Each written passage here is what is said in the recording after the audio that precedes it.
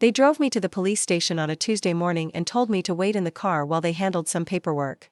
That was 3 hours ago. The officer who finally approached my window had pity in his eyes when he said, "Your family asked us to tell you they won't be coming back." I sat there in the passenger seat of my own car, watching strangers walk past, wondering how I'd become the kind of mother whose children could abandon her like a stray dog. But what they didn't know was that I'd been planning my own exit strategy.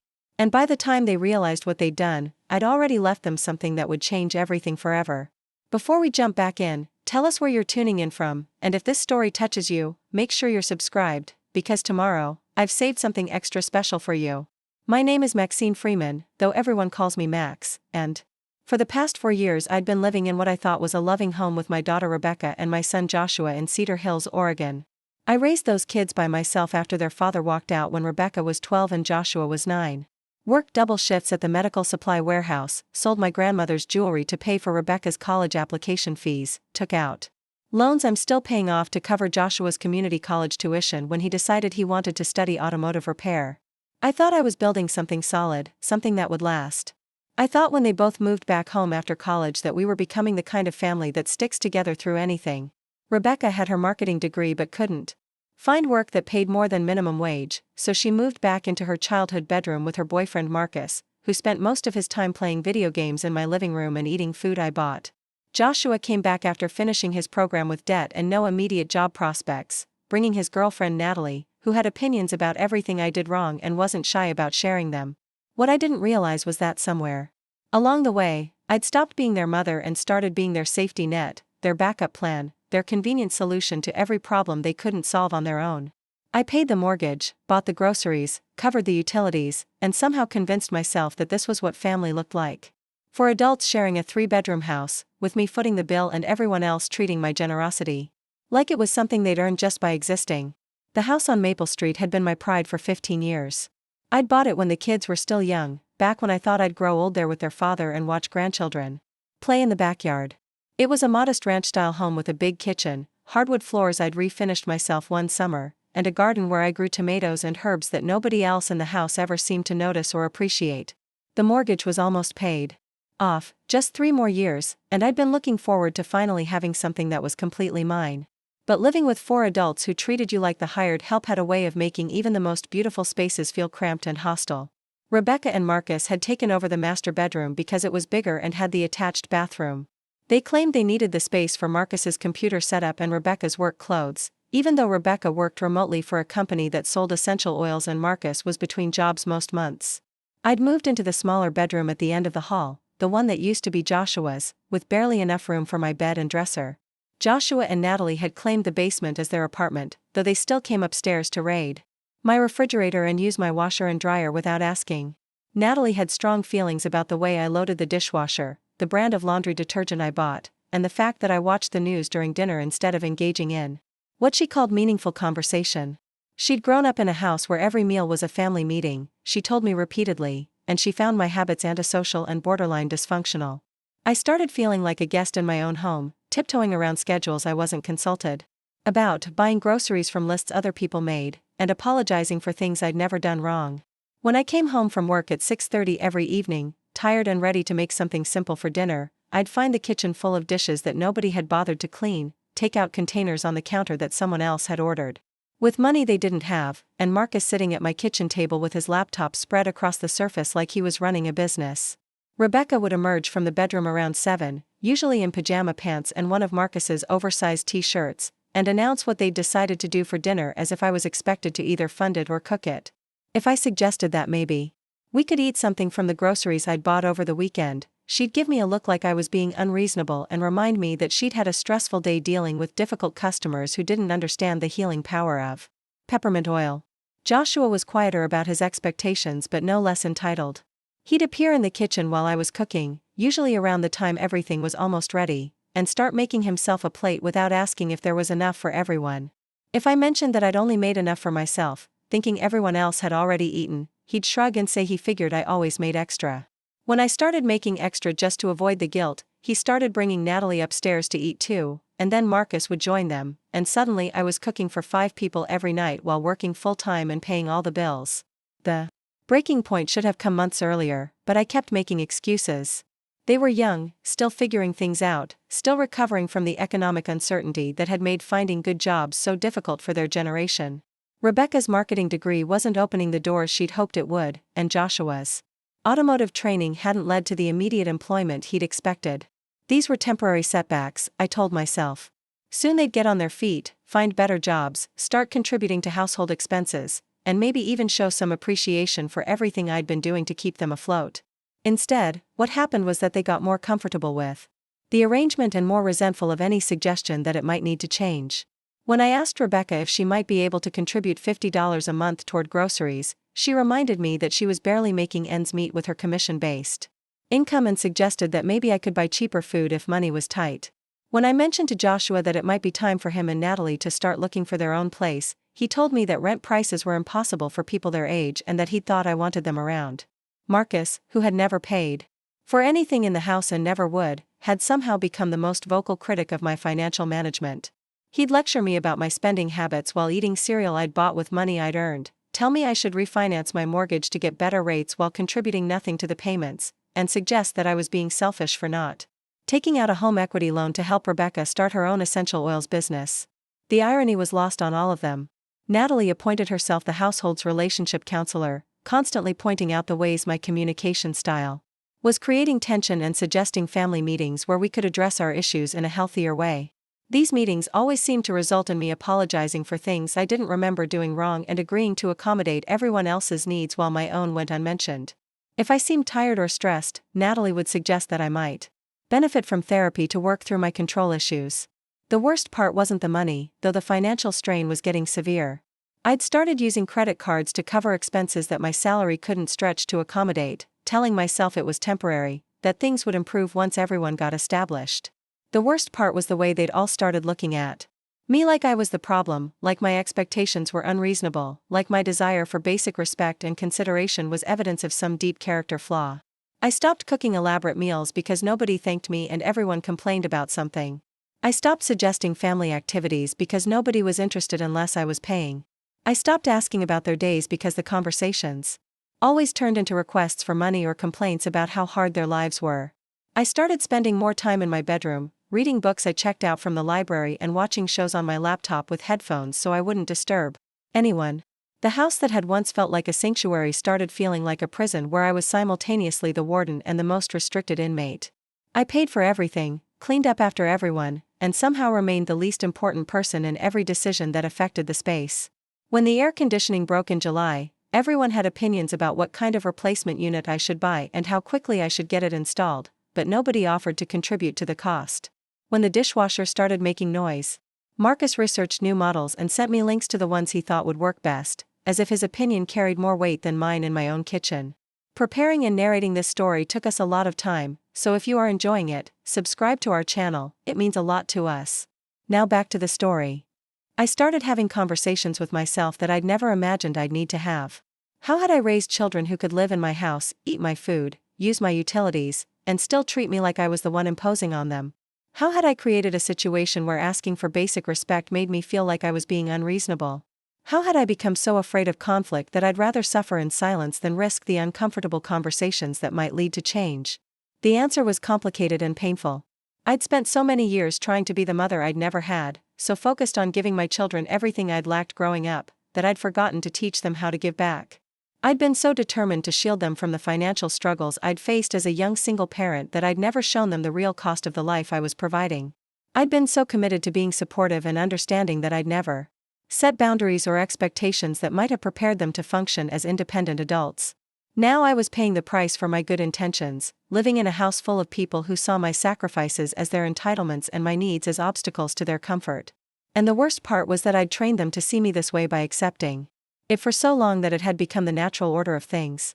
The morning everything changed started like any other Tuesday. I got up at 6, made coffee, and tried to enjoy 15 minutes of quiet before everyone else woke up and began making demands.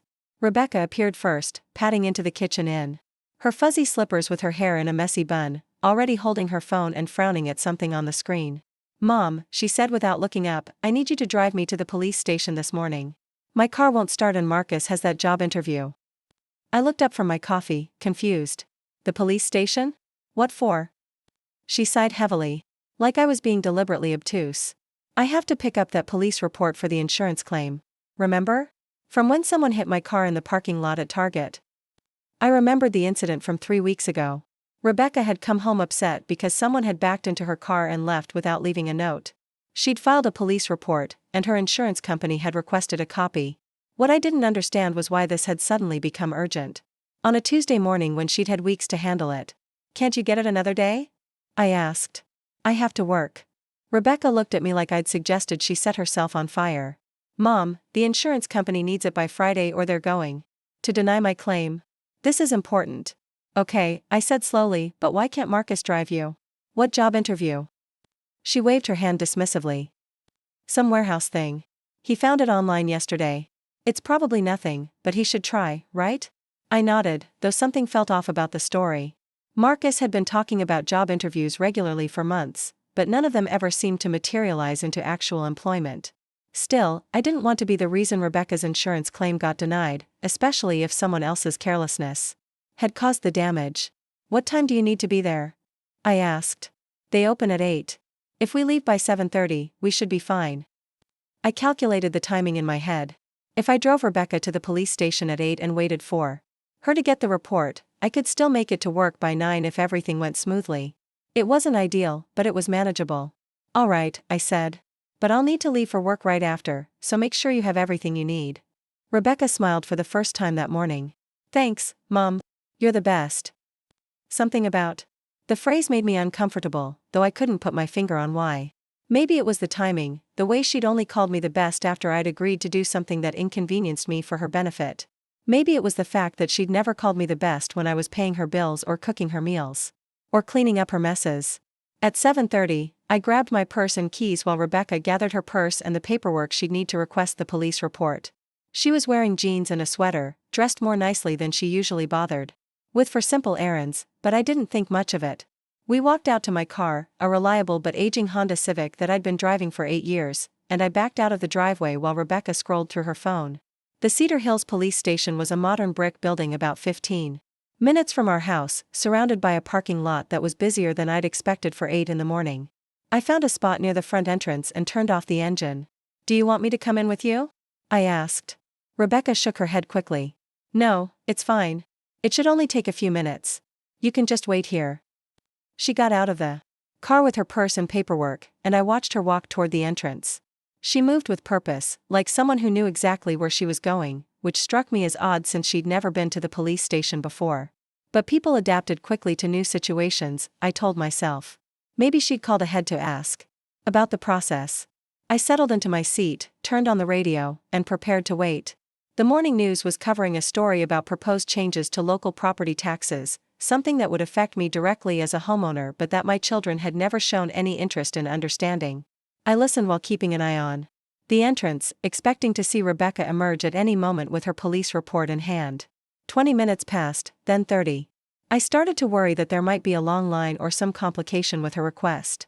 I turned off the radio and checked my phone for messages, but there was nothing from Rebecca.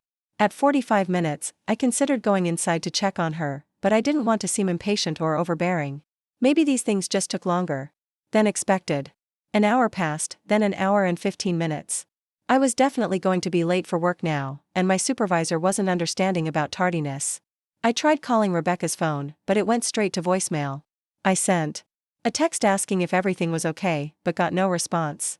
The parking lot had filled up with more cars, and I was starting to feel conspicuous sitting alone in my vehicle for so long.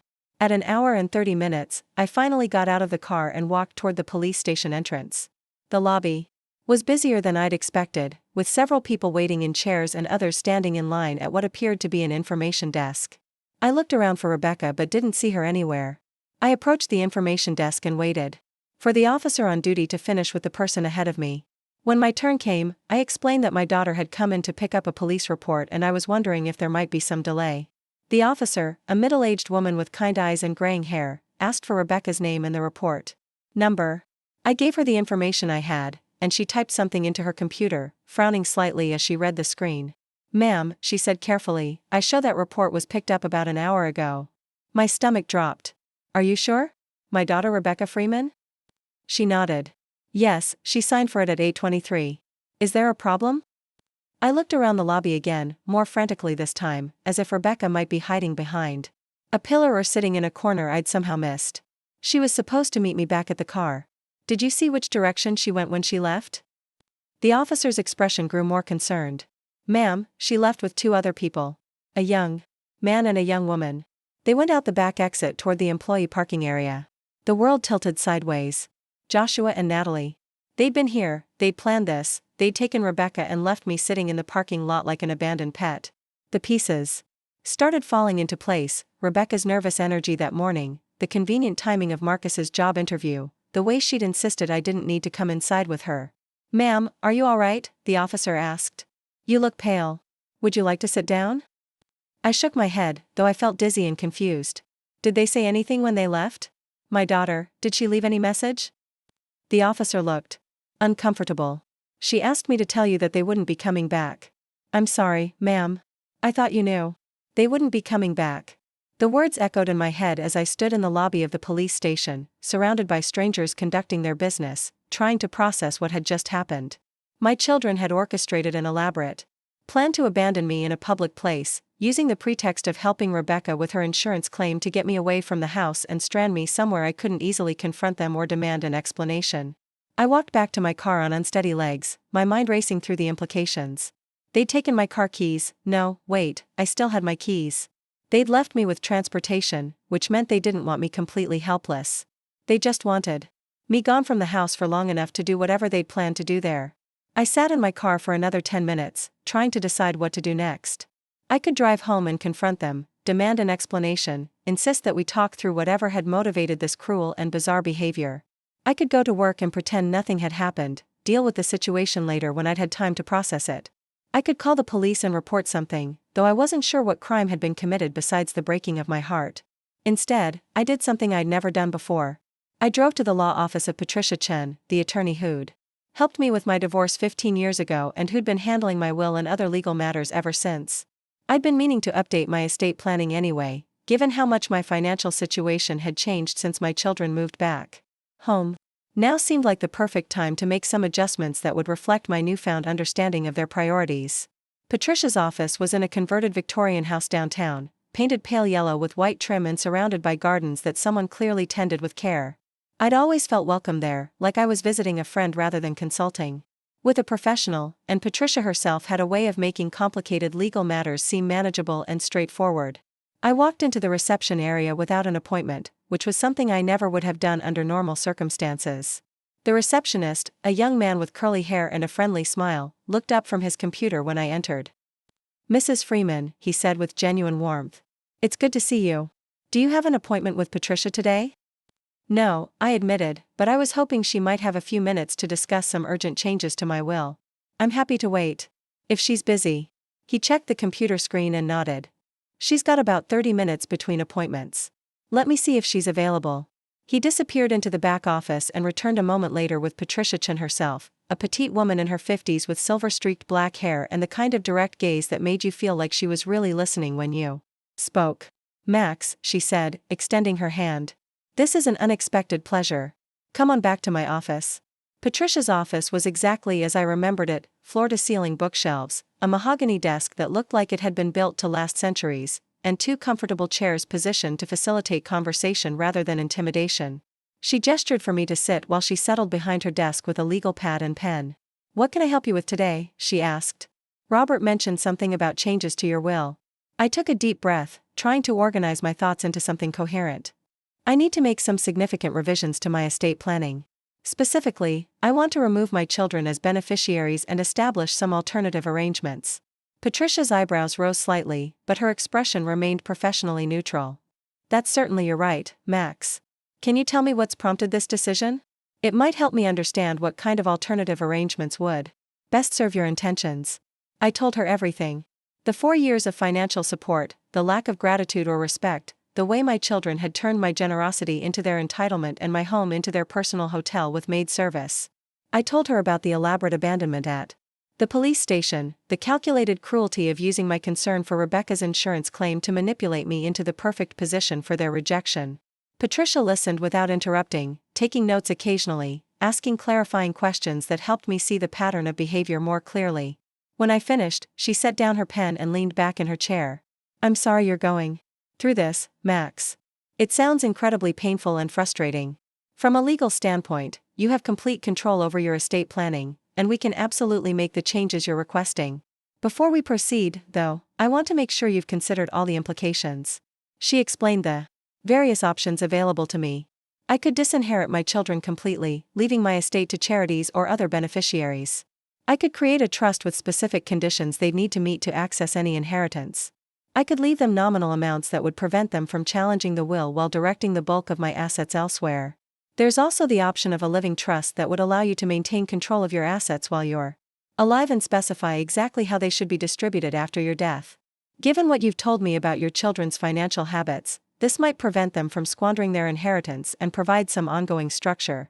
I listened to all the options, but my mind kept returning to the image of Rebecca walking away from me at the police station, knowing I was sitting in that parking lot waiting for her, knowing she had no intention of coming back. The coldness required to plan and execute that kind of rejection told me everything I needed to know about how my children really saw me. I want to disinherit them completely, I said finally. I want to leave my house and savings to organizations that actually help people instead of people who just take help for granted. And I want to do it in a way that makes it very clear this was a deliberate decision based on their behavior, not some oversight or moment of anger. Patricia nodded slowly. I can draft a will that accomplishes those goals. We can include specific language explaining your reasoning, which would make it very difficult for them to challenge successfully. We should also update your financial accounts, insurance beneficiaries, and any other assets that might pass outside of the will. We spent the next hour going through the details. I chose 3 charities that I'd supported over the years, a women's shelter, a literacy program, and an organization that provided financial assistance to single parents.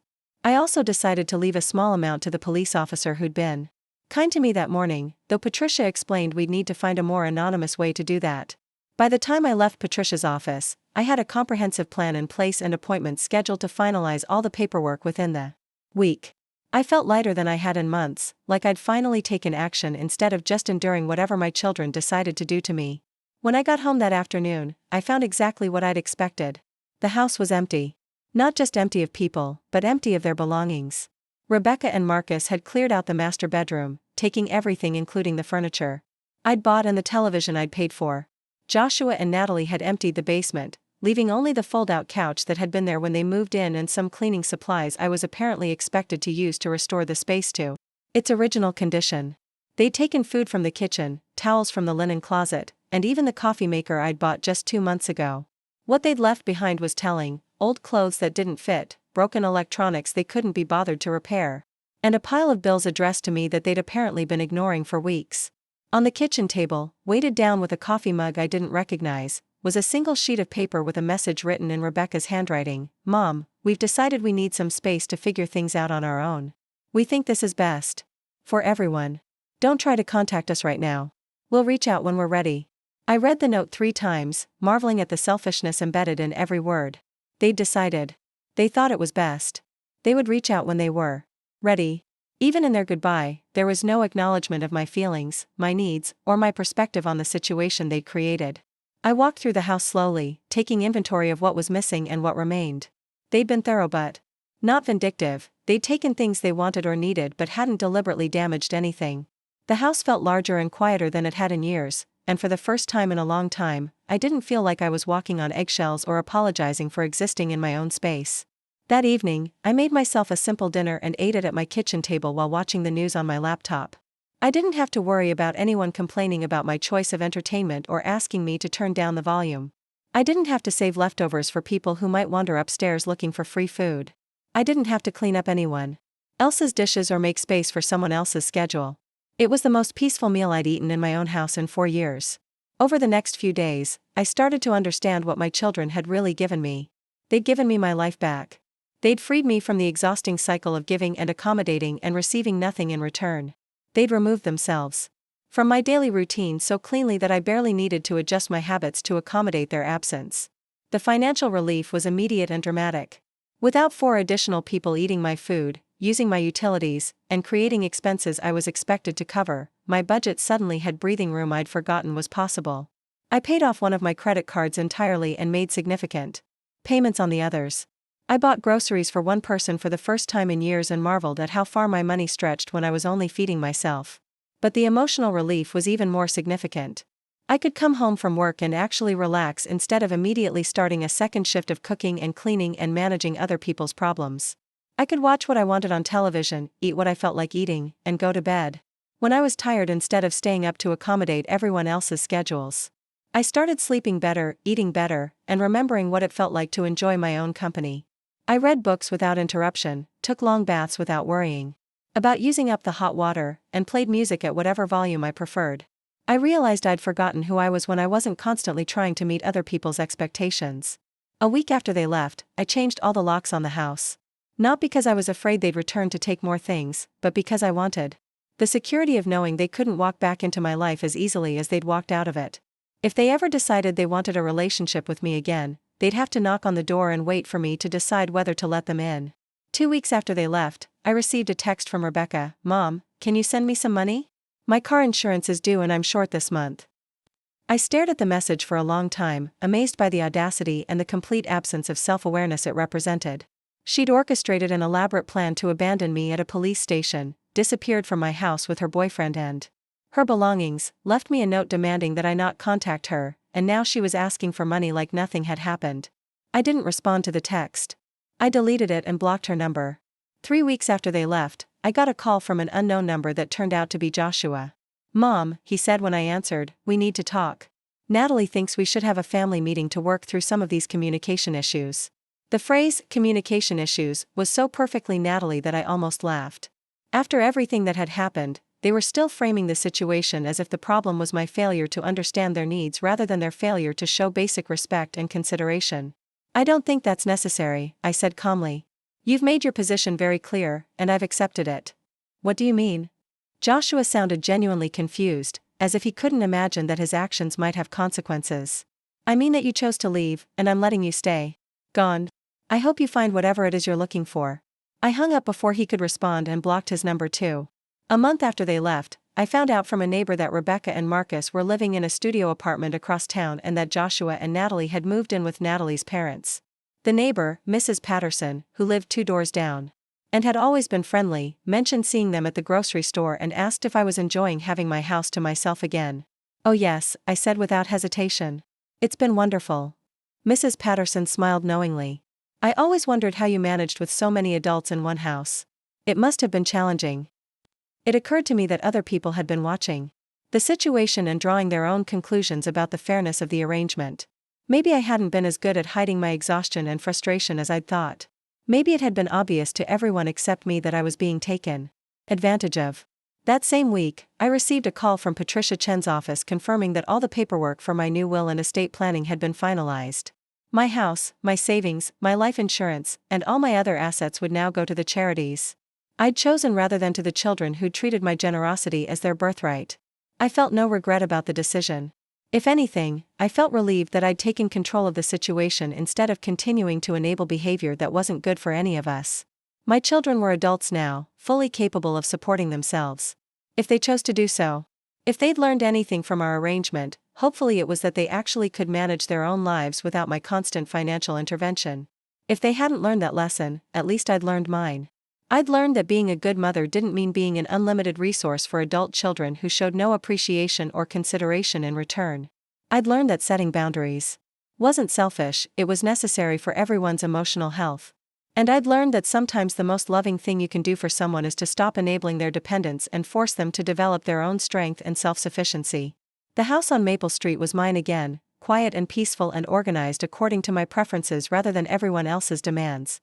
I was sleeping through the night, eating meals I actually enjoyed, and rediscovering hobbies I'd abandoned when my time and energy were consumed by other people's problems. For the first time in years, I was living my own life instead of funding everyone else's, and it felt like waking up from a dream I hadn't realized I was having. My children had abandoned me at a police station because they thought I was the problem in their lives, but what they'd actually done was solve the problem in mine.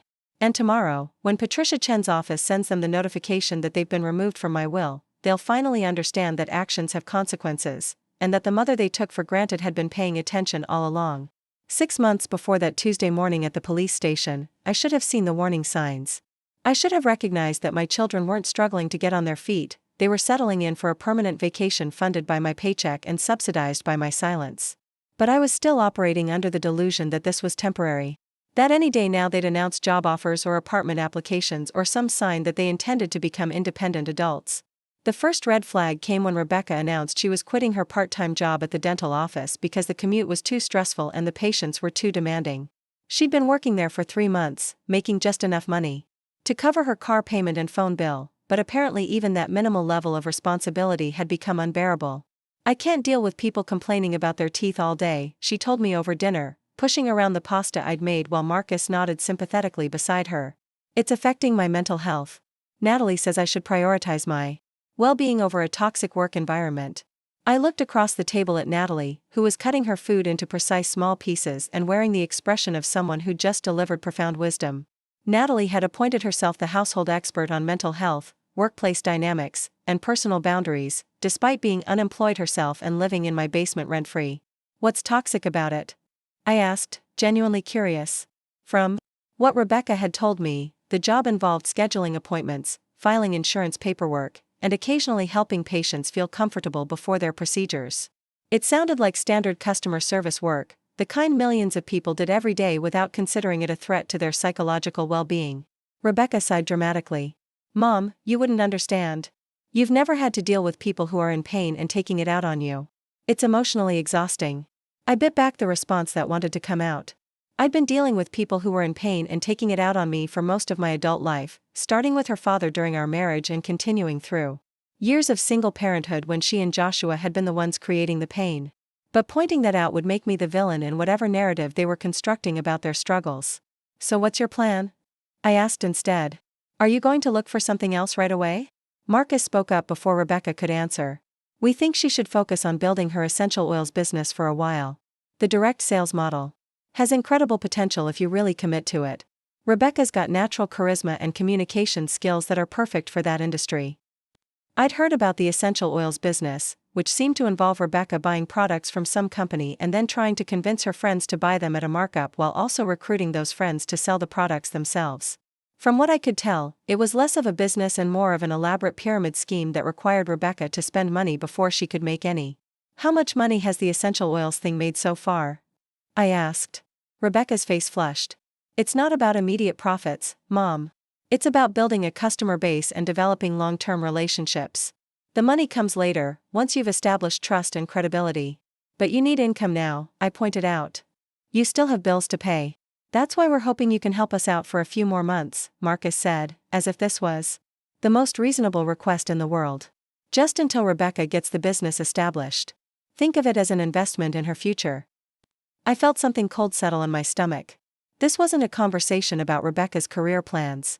This was a negotiation where I was expected to fund their lifestyle while they pursued a business model that seemed designed to lose money. And somehow they'd framed it as helping Rebecca achieve her dreams rather than enabling two adults to avoid the reality of employment. "I'm not in a position to support everyone indefinitely," I said carefully. "My income covers the household expenses, but it doesn't stretch to cover everyone's personal bills too." Natalie looked up from her carefully arranged plate.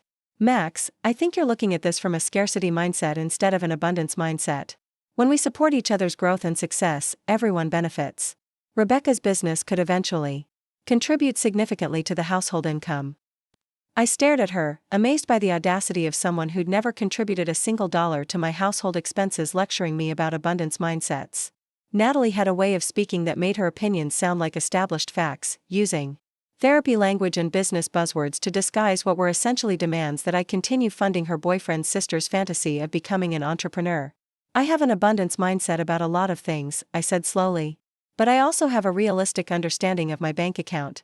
I can't create money that doesn't exist." Joshua, who'd been quiet through most of this conversation, suddenly joined in. "Mom, we're not asking you to create money. We're just asking you to be flexible while we figure things out. Nobody expected the job market to be this difficult for our generation." The job market excuse was one I'd been hearing for months, usually delivered with the implication that their unemployment was a societal problem rather than a personal choice. But I'd been watching the help wanted signs at businesses around town, reading job postings online, and talking to other parents whose children had managed to find work despite the supposedly impossible conditions. "There are jobs available," I said. Maybe not perfect jobs, maybe not dream jobs, but jobs that pay money and provide experience. The grocery store is hiring, the hardware store needs weekend help, the hospital is always looking for people in housekeeping and food service. Rebecca made a face like I'd suggested she apply to work in a sewage treatment plant. Mom, those aren't career positions. Those are just random jobs that don't use any of my skills or education. Sometimes you take random jobs to pay your bills while you look for career positions, I said. That's what adults do. The silence that followed was thick with resentment. I could see Marcus and Rebecca exchanging glances, and Natalie had set down her fork like she was preparing to deliver another lecture about my attitude problem. Joshua was staring at his plate like he was hoping to disappear into it. I think maybe we should talk about this more when everyone's feeling less defensive, Natalie said finally, using the tone of voice people use with unreasonable children. There's clearly some communication breakdown happening here. I felt anger rising in my chest, hot and sharp. The communication breakdown was that 4 adults were living in my house, eating my food, using my utilities, and contributing nothing while lecturing me about my mindset and my attitude when I suggested they might want to consider employment. But I didn't say that. I just nodded and started clearing the dishes, letting them interpret my silence however they wanted. I'd learned that arguing with them was pointless. They'd already decided that I was the problem, that my expectations were unreasonable, and that any resistance I offered to their plans was evidence of my failure to understand their unique challenges. Rebecca hesitated, then pulled out her phone and showed me 3 apartment listings. The first was a 1-bedroom in a newly renovated complex with a gym and a pool. The second was a 2-bedroom townhouse with a garage and a small yard. The third was a studio in what appeared to be a converted warehouse with exposed brick walls and industrial lighting. All 3 were priced well above what I would have expected for young adults with minimal income and no established rental history. These weren't starter apartments for people trying to become independent. These were lifestyle choices for people who expected someone else to subsidize their preferences. These are all pretty expensive, I said diplomatically. Have you looked at anything more affordable? More affordable means sketchy neighborhoods and cockroaches, Marcus said dismissively. We're not going to live somewhere unsafe just to save a few $100s a month. A few $100s a month was a significant amount of money, especially for people who weren't earning any money. But somehow they'd convinced themselves that their housing preferences were non-negotiable necessities rather than luxury choices they wanted me to finance. I handed the phone back to Rebecca. I need to think about this. It's a big decision, and I want to make sure I understand all the implications. The disappointment on their faces was immediate and dramatic. Rebecca's eyes filled with tears, and Marcus put his arm around her like I'd just delivered devastating news rather than asked for time to consider a major financial commitment. I guess we'll have to cancel the appointments, Rebecca said sadly. By the time you decide, these places will be gone. The guilt trip was so transparent that it was almost insulting. They'd created an artificial timeline, scheduled appointments without confirming they had the money, and now they were trying to make me feel responsible for their disappointment when I didn't immediately agree to fund their housing choices. You can still go look at them, I said. It's good to see what's available and get a sense of the market. But I'm not ready to commit to such a large expense without more time to think it through. They left that afternoon with less enthusiasm than they'd shown that morning, and when they returned that evening, their mood had soured considerably. Rebecca went straight to the bedroom without telling me about the apartments, and Marcus settled in front of the television with the kind of sullen energy that suggested the day hadn't gone as planned. I didn't ask how the apartment visits had gone. I had a feeling I already knew. Over the next few weeks, the apartment search seemed to lose momentum. Rebecca stopped mentioning specific listings or scheduling appointments, and Marcus returned to spending his days in front of his computer, presumably looking for work but apparently not finding any. The breakfast spread and the optimistic talk about building their own life together were replaced by a return to the previous pattern of sleeping late, eating my food, and treating my house like a free hotel. I started to understand that the apartment search had been a performance, a way to demonstrate that they were trying to become independent while simultaneously proving that independence was impossible without my financial support. They'd shown me apartments they knew I wouldn't want to pay for, created a timeline they knew I couldn't meet, and then used my hesitation as evidence that I was preventing them from moving forward with their lives. It was a masterfully constructed manipulation, designed to make me feel guilty for not immediately funding their lifestyle preferences while also establishing that their continued presence in my house was my choice rather than their failure to launch. If I wanted them gone, the logic went, I could pay to make it happen. If I didn't want to pay, then I had no right to complain about them staying. Joshua and Natalie seemed to be watching this whole apartment drama with interest, like they were taking notes for their own future manipulations.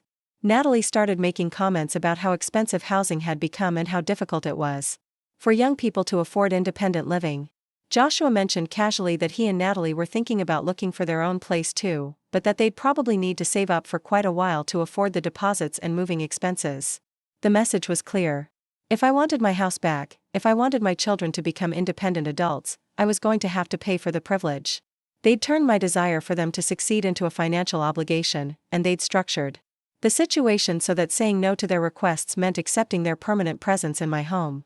It was a brilliant strategy, and it might have worked if I hadn't started to recognize it for what it was. But once I saw the pattern, once I understood that every conversation about their future was really a negotiation about my money, everything changed. I stopped asking about job applications and apartment searches. I stopped offering advice about career planning and financial management. I stopped engaging with their hints about needing help with deposits and moving expenses. Instead, I started planning my own future, the one where I reclaimed my house and my life and my bank account from people who'd turned my love into their leverage. That's when I started thinking seriously about the will, about estate planning, about making sure that my lifetime of work and sacrifice wouldn't be treated as casually as my daily generosity had been. If my children saw me as nothing more than a source of funding for their lifestyle choices, then maybe it was time to redirect that funding toward people and organizations that would actually appreciate it. The thought was liberating and terrifying at the same time. For so many years, everything I'd done had been motivated by wanting to provide for my children, wanting to give them opportunities and security and support. The idea of deliberately excluding them from my estate felt like betraying everything I'd believed about motherhood and family loyalty.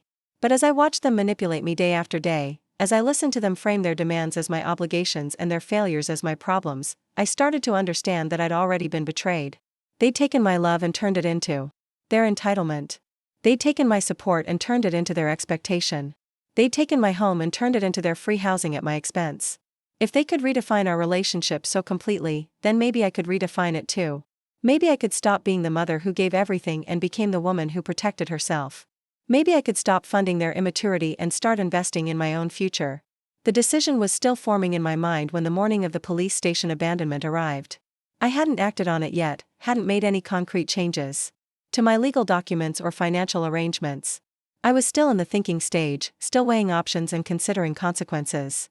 But when Rebecca asked me to drive her to get that police report, when she orchestrated that elaborate abandonment, when she left me sitting in that parking lot like discarded furniture, she made the decision for me.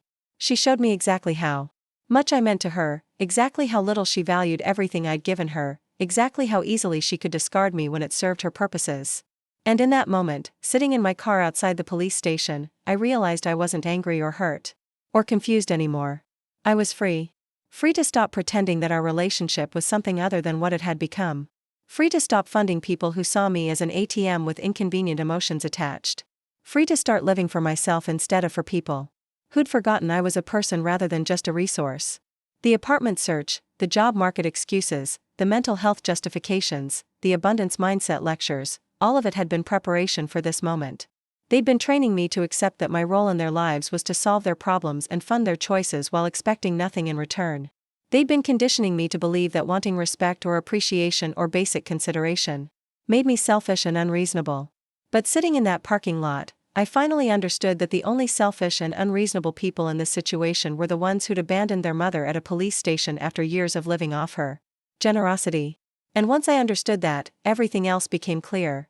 They thought they were punishing me by leaving. They thought they were teaching me a lesson about what happened when I didn't meet their expectations. What they'd actually done was give me permission to stop meeting those expectations forever.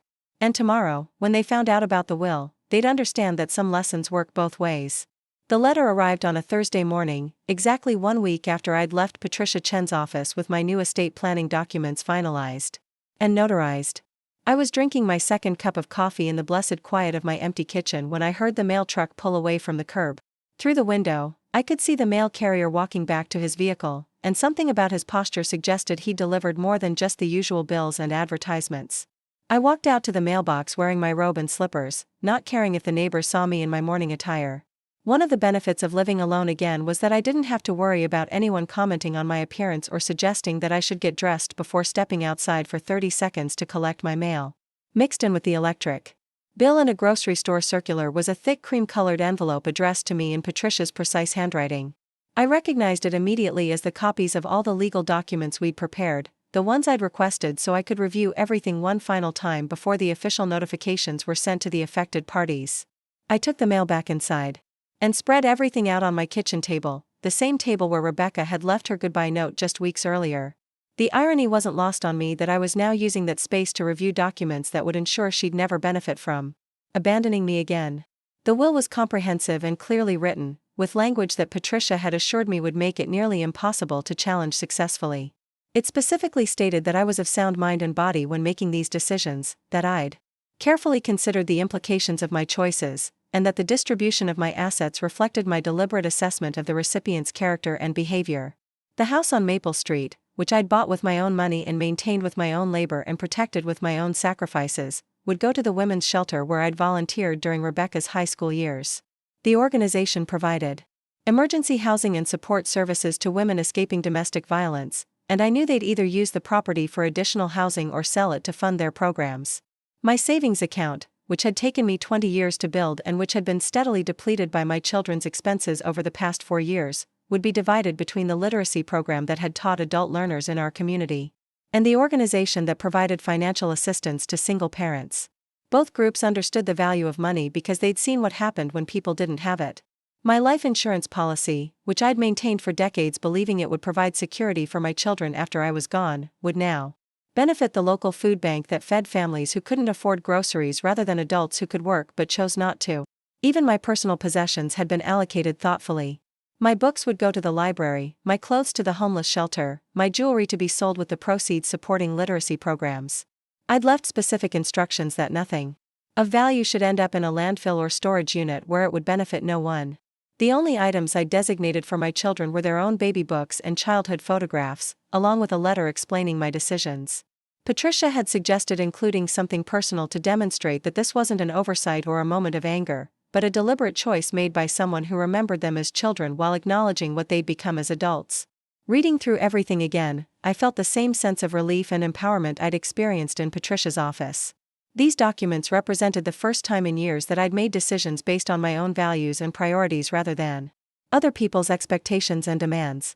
I was finally using my resources to support people and causes I believed in rather than enabling behavior I found destructive and ungrateful. The official notifications would go out the following week. Patricia had explained. Rebecca and Joshua would receive certified letters informing them that they'd been removed as beneficiaries from my will and estate planning. The letters would include copies of the relevant documents and contact information for Patricia's office, in case they had questions or wanted to contest the decisions. I wasn't required to notify them personally, Patricia had made clear. These were legal documents, not family discussions, and I had no obligation to justify my choices or negotiate my decisions. But I'd asked her to include a personal letter with each notification, something that would help them understand that this wasn't a punishment but a natural consequence of their own behavior. I spent that morning writing those letters, trying to find words that were honest without being cruel, clear without being defensive. I wanted them to understand that I'd watched them carefully over the years, that I'd seen who they'd become when they thought their inheritance was guaranteed, and that I'd made my decisions accordingly. The letter to Rebecca was the hardest to write. She'd been my firstborn, the child I'd rocked to sleep during those exhausting early years of single motherhood, the little girl who'd helped me plant flowers in the front yard and stood on a step stool to help me cook dinner. Somewhere inside the entitled young woman who'd abandoned me at a police station was the daughter I'd loved unconditionally for 26 years. But love, I'd learned, couldn't survive indefinitely without respect, consideration, or basic human decency in return. I'd given Rebecca everything I could give, and she'd responded by treating my generosity as her birthright and my boundaries as obstacles to overcome. If she could walk away from me so easily, then maybe it was time for me to walk away from her too. The letter to Joshua was shorter but no less painful. He'd been my baby, the child who'd clung to my leg during thunderstorms and fallen asleep in my arms while I read him bedtime stories. The next morning, I woke up to find Rebecca in the kitchen making what appeared to be an elaborate breakfast spread. There were eggs Benedict, fresh fruit salad, coffee cake that looked store-bought but expensive, and orange juice that I knew I hadn't purchased. She was humming while she worked, wearing a sundress I'd never seen before and makeup that suggested she was planning to go somewhere special. "What's the occasion?" I asked, pouring myself coffee from the pot she'd made. "Marcus is taking me to look at apartments today," she said brightly. "We figured it's time to start getting serious about finding our own place." Relief flooded through me so quickly that I almost laughed out loud. That's wonderful, Rebecca. I'm so glad you're ready to take that step. She beamed at me like she was delivering the best news in the world. We've been talking about it for weeks. Marcus found some really cute places online, and we have appointments to see 3 of them. This afternoon. I tried to contain my excitement, but the prospect of having my house back, of returning to a manageable budget, of not having to navigate around other people's schedules and opinions every day, was almost overwhelming. I started calculating how much money I'd save on groceries alone, how much space I'd have once they moved their belongings out of my bedroom, how quiet and peaceful my evenings would become. Do you have first month's rent saved up? I asked, trying to sound supportive rather than eager. Rebecca's smile faltered slightly. Well, that's the thing. Most places want first and last month's rent plus a security deposit. It's like $3,000 up front, which is more than we have right now. My heart sank. Of course there was a catch. Of course the solution to my problem came with a price tag that I'd be expected to pay. But we figured, she continued quickly, that you might be willing to help us with the deposit. As a loan, obviously. We'd pay you back once we get settled and Marcus finds work. Marcus appeared in the kitchen at that moment, dressed in khakis and a button-down shirt like he was going to a job interview rather than apartment hunting. He looked more put together than I'd seen him in months, and for a moment I wondered if this apartment search was really just another performance designed to extract money from me. Morning, Mrs. Freeman, he said with unusual politeness. Rebecca told you about our apartment plans? She did, I said carefully. It sounds like you've got a busy day ahead of you. We're really excited, he said, helping himself to the breakfast Rebecca had prepared. It's time for us to start building our own life together. We just need a little help getting started. The phrase, a little help, was doing a lot of work. In that sentence, $3,000 wasn't a little help. It was a significant amount of money that would stretch my already tight budget and create financial stress for months to come. And the promise to pay it back was meaningless coming from 2 people who'd never successfully paid for anything on their own. I'll have to think about it, I said. That's a lot of money, and I'd need to see how it fits into my budget. Rebecca's face fell. Mom, we can't put down a deposit without the money. These apartments won't wait around while we save up. If we don't move fast, we'll lose the opportunity. The artificial urgency was a familiar tactic. Every request for money came with some deadline or emergency that made it impossible for me to consider the decision carefully. Every expense they wanted me to cover was presented as time-sensitive and irreplaceable, as if saying no would destroy their chances forever. Then maybe you should look at cheaper places, I suggested. Apartments that don't require such a large upfront payment. Marcus and Rebecca exchanged another one of their looks, the kind that suggested I was being unreasonable by not immediately agreeing to fund their housing preferences. Mom, Rebecca said with exaggerated patience, cheap apartments are in bad neighborhoods or in terrible condition. We're not asking you to pay for a luxury place. These are just normal, safe apartments that cost what apartments cost. I'd been looking at rental listings myself lately, partly out of curiosity and partly because I'd started fantasizing about what it might be like to live alone again. I knew what apartments cost in our area, and I also knew there were options available for significantly less than what Rebecca and Marcus were apparently considering. Let me see the listings, I said. I'd like to understand what we're talking about. He'd been quieter than Rebecca, more sensitive, and I'd always hoped that meant he had more empathy and consideration for other people's feelings. Instead, his sensitivity had made him easier to manipulate, first by his father and later by Rebecca and Natalie. He'd learned to avoid conflict by staying silent when he should have spoken up, by going along with plans he didn't agree with, by letting other people make decisions that affected everyone around them. His silence during the police station abandonment had been just as hurtful as Rebecca's active participation. Both letters ended the same way, with an explanation of what I hoped they'd learn from this experience and an invitation to contact me if they ever wanted to rebuild our relationship. On terms that included mutual respect and consideration. I wasn't cutting them out of my life forever, I explained, but I was no longer willing to fund their lifestyle choices or tolerate their emotional manipulation. If they wanted a relationship with me, they'd need to start treating me like a person whose feelings mattered rather than a resource whose only value was financial. If they could learn to do that, then maybe we could find a way forward together. If they couldn't, then at least I'd have the satisfaction of knowing my life's work would benefit people who understood its value. I sealed both letters in envelopes and walked them to Patricia's office that afternoon, where her assistant confirmed they'd be included with the official notifications the following week. Walking back to my car, I felt lighter than I had in months, like I'd finally stopped carrying weight that had never been mine to carry in the first place. That weekend, I started making other changes to my living situation that reflected my new reality as a woman living alone by choice rather than by abandonment. I moved my belongings back into the master bedroom, claiming the space that was rightfully mine and setting it up according to my preferences rather than accommodating other people's needs. I bought new bedding in colors I actually liked, hung artwork that appealed to me rather than maintaining neutral choices that wouldn't offend anyone, and rearranged the furniture to create a reading nook by the window where I could drink my morning coffee and watch the birds in my backyard. For the first time in years, my bedroom felt like a sanctuary rather than a temporary refuge. I reclaimed the basement too, transforming it from Joshua and Natalie's makeshift apartment back into the workshop and storage space I'd originally intended. I set up my sewing machine in one corner, organized my gardening supplies along one wall, and created a small exercise area where I could work out without worrying about disturbing anyone or being disturbed. The kitchen became my favorite room again once I removed all traces of other people's preferences and habits.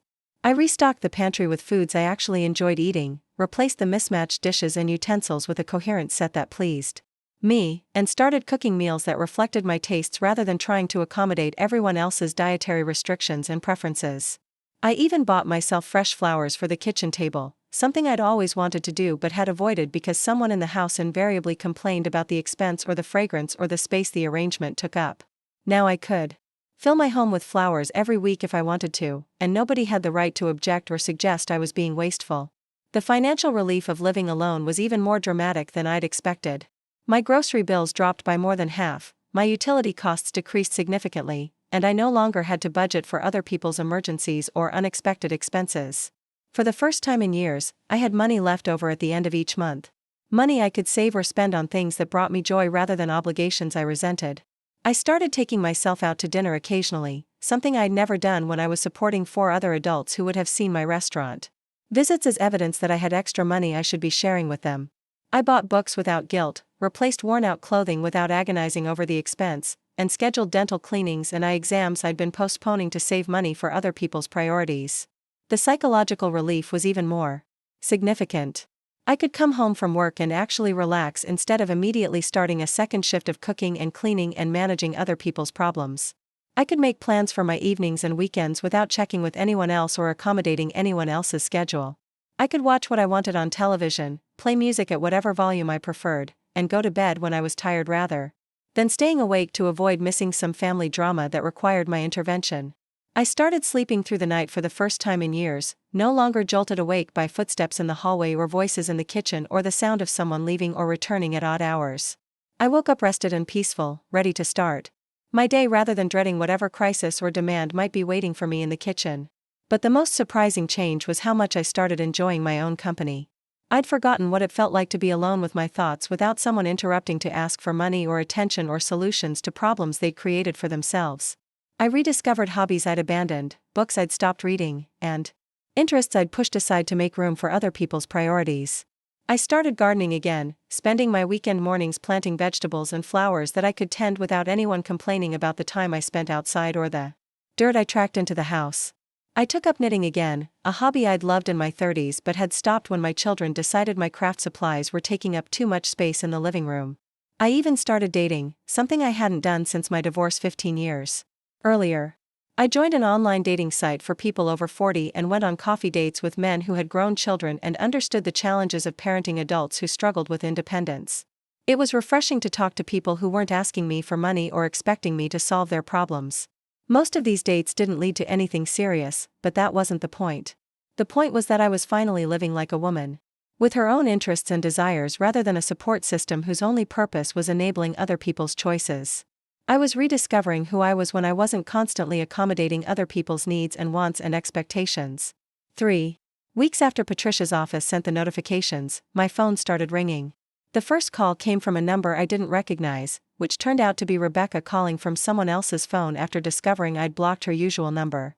I let it go to voicemail and listened to the message while I was making dinner. For myself, something simple and satisfying that I could eat while reading a book without anyone commenting on my antisocial behavior. "Mom, I don't know what kind of game you're playing," Rebecca's voice said, tight with anger and disbelief, "but I got some crazy letter from your lawyer saying you changed your will. This is insane. You can't just disinherit your own children because you're mad about some stupid misunderstanding. Call me back immediately. We need to talk about this." The assumption that this was a game, a temporary tantrum that could be resolved through negotiation, was so perfectly Rebecca that I almost laughed.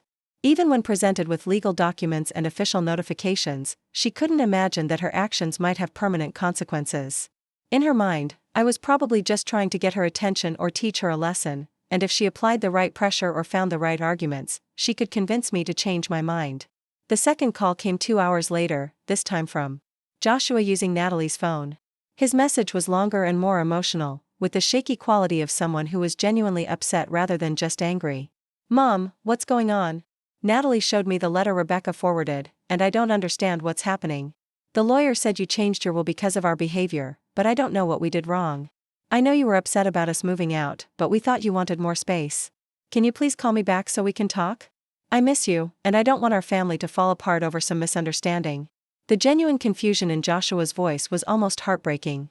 He really didn't understand what they'd done wrong. Which meant he'd never recognized the abandonment at the police station as cruel or the years of financial exploitation as unfair.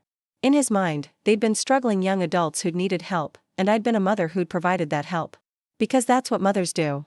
He couldn't see that struggling and needing help didn't give them the right to treat me like a servant in my own home or disappear from my life without explanation when it suited their purposes. He couldn't understand that being family didn't exempt them from basic courtesy and consideration. He couldn't recognize that taking advantage of someone's love and generosity eventually destroys both the love and the generosity. The third call came the next morning from Marcus, of all people, using Rebecca's phone to try a different approach. His message was a masterpiece of manipulation, delivered in the reasonable tone of someone trying to mediate a family dispute. "Mrs. Freeman, this is Marcus. Rebecca's really upset about this whole situation, and I thought maybe I could help clear up whatever miscommunication is happening here. I know Rebecca loves you and misses you, and I think there's probably just some hurt feelings on both sides that need to be worked through. Maybe we could all sit down together and talk about what's bothering everyone? I really think this can be resolved if everyone's willing to listen to each other." The audacity of Marcus positioning himself as a family mediator was stunning. This was someone who'd lived in my house for months without contributing a single dollar to household expenses, someone who'd eaten my food and used my utilities while lecturing me about my spending habits, someone who'd participated in the elaborate plan to abandon me at a police station. Now he wanted to facilitate a family meeting where we could all share our feelings and find a way forward together. I deleted all 3 messages without responding and blocked the new numbers they'd used to contact me. If they wanted to communicate with me, they could write letters or send emails. I was done with phone calls that allowed them to control the conversation and pressure me for immediate responses to demands disguised as requests for dialogue. The attempts to contact me escalated. Over the following week, Rebecca left flowers on my doorstep with a note asking me to call her. Joshua sent a card through the mail with a long handwritten message about how much he missed our relationship and how sorry he was for whatever he'd done to hurt me. Natalie somehow got my work email address and sent me a message about the importance of family forgiveness and healing generational trauma. Even Marcus tried sending me a LinkedIn message, as if professional networking etiquette might succeed where personal appeals had failed. His message was full of business jargon about stakeholder alignment and win-win solutions, treating our family conflict like a corporate dispute that could be resolved through better project management. None of these communications acknowledged what they'd actually done wrong. None of them included apologies for specific behaviors or promises to change particular patterns. They were all variations on the same theme, that I was overreacting to some unnamed offense and that we should all sit down together to work through our communication issues. They still couldn't see that the problem wasn't communication. The problem was that they'd treated me like an ATM with inconvenient emotions attached, and when I'd stopped functioning as their personal bank, they'd discarded me like a broken appliance. The problem was that they'd spent years taking my love and support for granted while contributing nothing but criticism and demands in return. The problem was that they'd proven, through their actions rather than their words, that they saw me as valuable only for what I could provide rather than who I was as a person. And no amount of family meetings or healing conversations could undo that fundamental lack of respect and consideration. But the real breakthrough came when Mrs. Patterson, my neighbor, knocked on my door with information that changed everything I thought I understood about the morning at the police station. "Max," she said when I opened the door, "I hope you don't mind me bothering you, but I've been thinking about something ever since I saw Rebecca and that boyfriend of hers moving boxes out of your house a few weeks ago." I invited her in for coffee, curious about what she might have observed from her house 2 doors down. Mrs. Patterson was retired and spent a lot of time gardening in her front yard, which gave her a clear view of the comings and goings on our street. She'd always been friendly but respectful, someone who would wave and chat about the weather but never pried into personal business. The thing is, she continued once we were settled at my kitchen table, I saw them loading up a moving truck the morning you left with Rebecca. But it wasn't just their stuff they were moving. My stomach tightened. What do you mean? Mrs. Patterson looked uncomfortable, like she wasn't sure she should be sharing this information but felt obligated to do so. I saw them taking furniture that I remembered from when you invited me over for coffee last year. That nice dining room set, some of the living room furniture, boxes and boxes of things that didn't look like young people's belongings. The coffee I'd been drinking turned bitter in my mouth. Are you sure? She nodded reluctantly. I almost came over to ask if everything was all right, but then I thought maybe you'd given them permission to take those things. But when I saw you coming home alone that evening and they were already gone, I started wondering if maybe they'd taken advantage of you being away from the house. The pieces started falling into place with sickening clarity. The police station hadn't been just about getting rid of me. It had been about getting me out of the house long enough for them to take whatever they wanted without having to ask permission or face objections. They'd planned not just to abandon me, but to rob me. In the process, I thought about the empty spaces I'd noticed when I came home that day, the missing items I'd attributed to their normal belongings. The good dishes I'd inherited from my mother, the small television from the living room, the antique lamp that had belonged to my grandmother. I'd been so focused on their emotional betrayal that I hadn't fully catalogued what they'd taken with them. Mrs. Patterson, I said slowly, would you be willing to write down what you saw? With dates and times if you remember them? She nodded immediately. Of course. I actually wrote some notes in my garden journal that morning because I was trying to figure out what was happening. I can get those for you right now if you'd like. She returned 20 minutes later with 3 pages of handwritten notes describing what she'd observed on the morning they left. The timeline was damning. Rebecca and I had left for the police station at 7:30. By 8:15, a rental truck had pulled into my driveway. By 10:30, Joshua, Natalie, and Marcus had loaded it with what Mrs. Patterson estimated was a household's worth of furniture and belongings. By 11, they were gone. They'd abandoned me at the police station not just to hurt me emotionally, but to give themselves a clear window to take whatever they wanted from my house without having to justify their choices or negotiate about what belonged to them versus what belonged to me. The whole thing had been a carefully orchestrated theft disguised as family drama. I called Patricia Chen's office that afternoon and made an appointment to discuss my legal options. When I explained what Mrs. Patterson had witnessed, Patricia's expression grew grim. This could be considered theft, she said bluntly. Taking someone else's property without permission, even family members taking from other family members, can be prosecuted as a crime, especially if the items have significant value. I provided her with a list of everything I could remember being missing, along with approximate values based on what I'd paid for the items or what similar pieces might cost to replace. The total was over $8,000, enough to qualify as a felony in our state. What do you want to do about this? Patricia asked. You could file a police report and pursue criminal charges. You could demand the return of the property through civil court. Or you could document everything carefully and use it as additional justification for your estate planning decisions if they try to challenge the will. I thought about it for several days, weighing the satisfaction of seeing them face legal consequences against the emotional cost of pursuing charges against my own children. In the end, I decided on a fourth option that Patricia hadn't mentioned.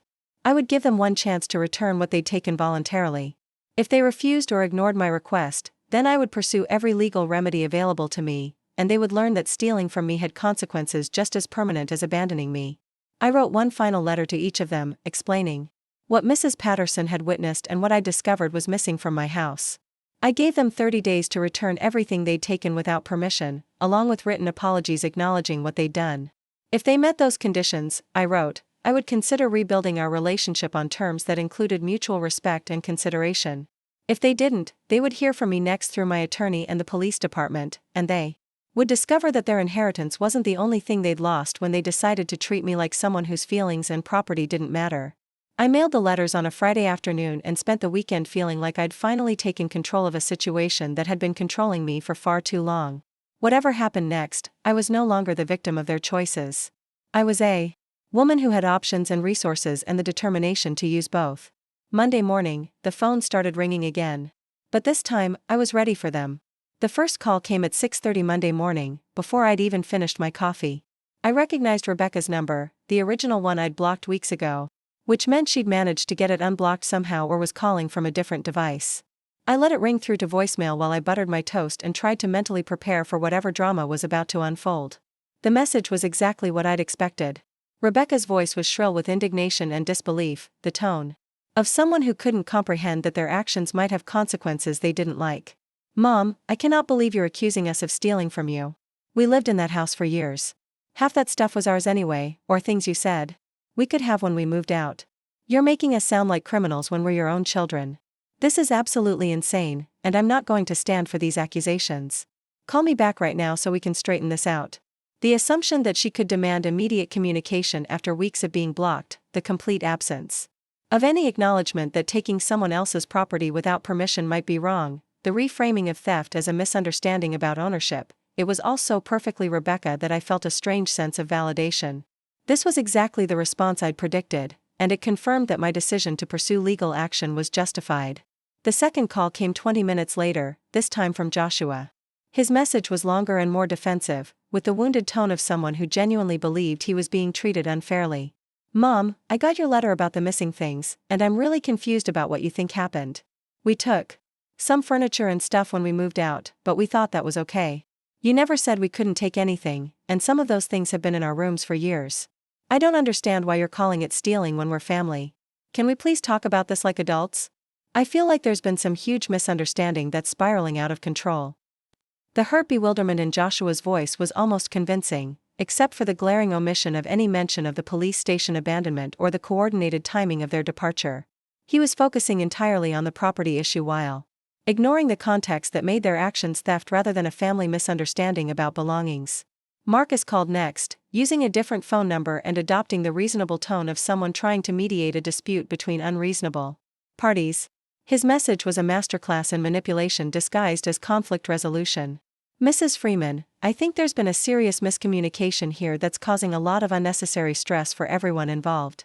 From our perspective, when families live together for extended periods, there's naturally some blending of belongings and shared ownership of household items. We certainly never intended to take anything that wasn't ours, and if there's been some confusion about what belongs to whom, I'm sure we can work that out through honest dialogue. Maybe we could arrange a time to sit down together and go through everything item by item? I really believe this can be resolved if everyone approaches it with good faith and open communication."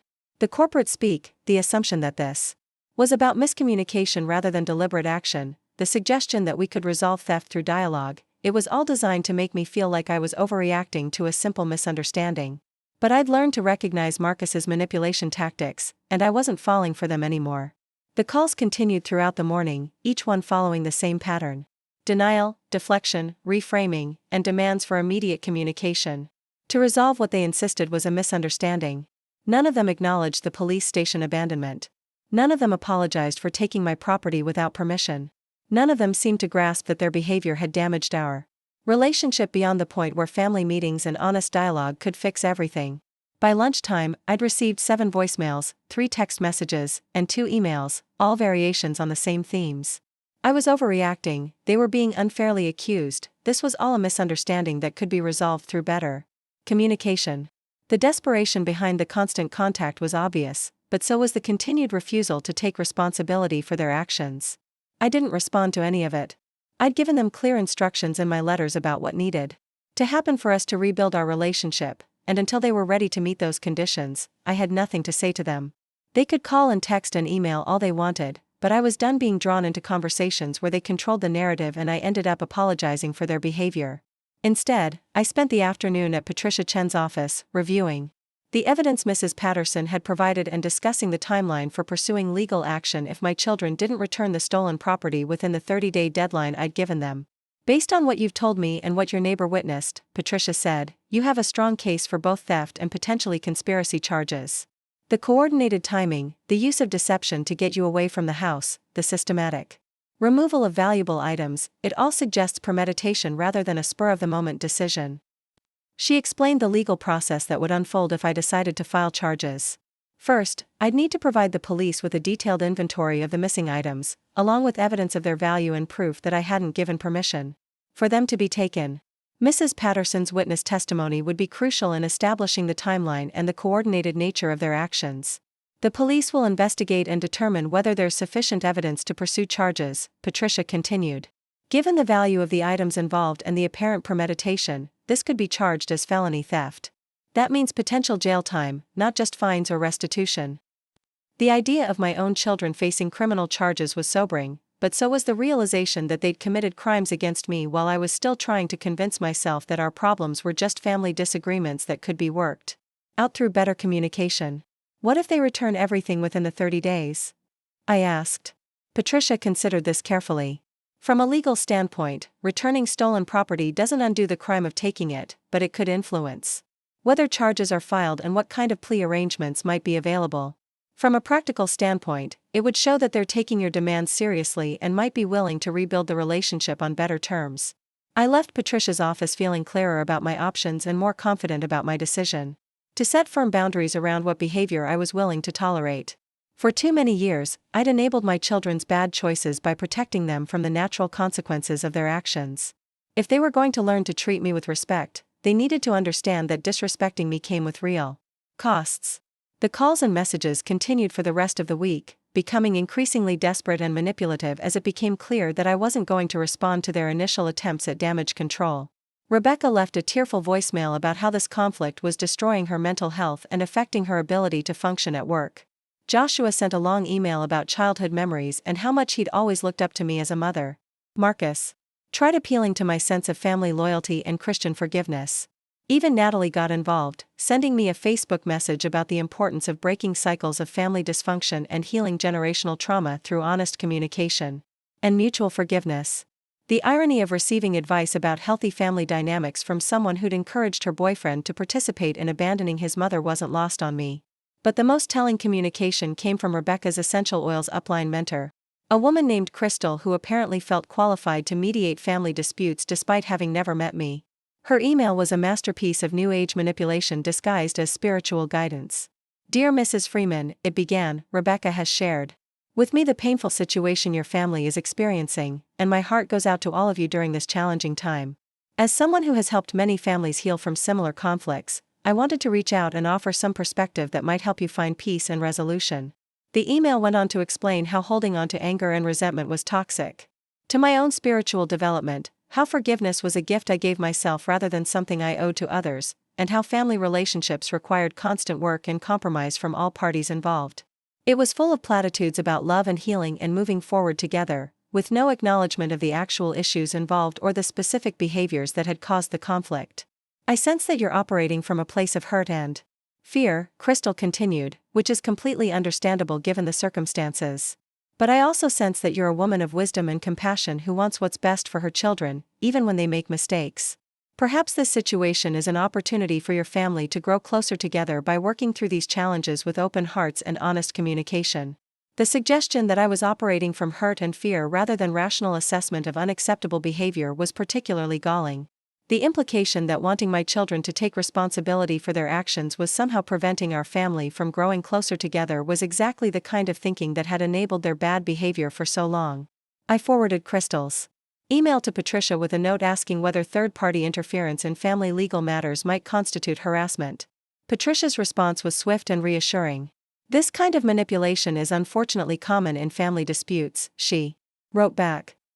People often recruit allies to pressure the victim into accepting unacceptable behavior in the name of family harmony or spiritual growth. You're under no obligation to respond to these communications or to consider advice from people who don't understand the full situation. Stay focused on your boundaries and your timeline. As the first week of my 30-day deadline passed, a pattern emerged in the communications I was receiving. My children and their supporters were throwing everything they could think of at me, hoping something would stick and convince me to back down from my demands. They tried guilt, manipulation, spiritual bypassing, appeals to family loyalty, and emotional blackmail, but they never tried the one thing that might actually have worked: genuine accountability and sincere apologies. The second week brought a new strategy. Instead of trying to convince me that I was wrong to be upset, they started trying to negotiate partial compliance with my demands. Rebecca sent an email offering to return some of the disputed items if I would agree to family counseling to work through our communication issues. Joshua suggested a gradual return process where they would bring back 1 or 2 items each week while we rebuilt trust through regular family meetings. Marcus proposed what he called a restorative justice approach, where they would acknowledge any misunderstandings about property ownership in exchange for my agreement to move forward together without involving legal authorities.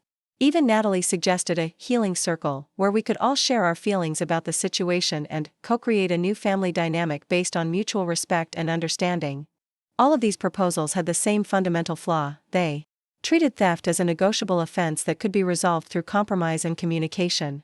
They were asking me to accept partial restitution in exchange for dropping my demand for full accountability, essentially asking me to reward their criminal behavior by agreeing to family therapy.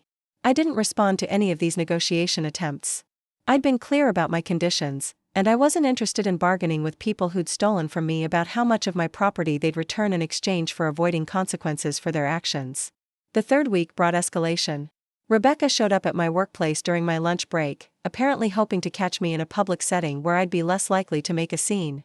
I was leaving the building to walk to a nearby restaurant when I saw her standing beside my car in the parking lot, holding a small box and wearing the kind of sad, hopeful expression that suggested she thought she could manipulate me through a surprise encounter. "Mom," she said as I approached, "please don't walk away. I brought some of the things you asked for, and I really need to talk to you." I stopped about 10 feet from my car, close enough to hear her but far enough away to avoid being cornered into a conversation I didn't want to have. "Rebecca, I told you my conditions. Return everything you took, along with written apologies acknowledging what you did. Until that happens, we have nothing to discuss." She held up the box like it was a peace offering. "I brought grandmother's lamp and the good china. That's worth at least $2,000. Can't we talk about the rest?" The fact that she knew the approximate value of what she'd stolen was telling, but so was her assumption that partial restitution should buy her a negotiation. "That's not how this works, Rebecca. You don't get to return some of what you stole and then bargain about the rest." Her expression shifted from hopeful to frustrated. "Mom, we can't return everything right away. Some of it's been sold or given away, and some of it's at Natalie's parents' house. This is all we can manage right now." The admission that they'd sold some of my property was stunning. They'd not only stolen from me, but they'd converted my belongings into cash for their own use. "What did you sell?" I asked. Rebecca looked uncomfortable. "Just some of the jewelry and a few other small things. We needed money for deposits and moving expenses. We didn't think you'd mind since you never wore those pieces anyway." The casual way she dismissed the value of items that had belonged to my mother and grandmother, the assumption that I wouldn't mind having my property sold without my permission because I didn't use it regularly, the complete absence of any understanding that selling someone else's belongings was theft regardless of the reason. It was all so perfectly Rebecca that I felt a familiar mixture of anger and sadness. "Put the box on the ground and step away from my car," I said quietly. "You've just admitted to selling my property without permission.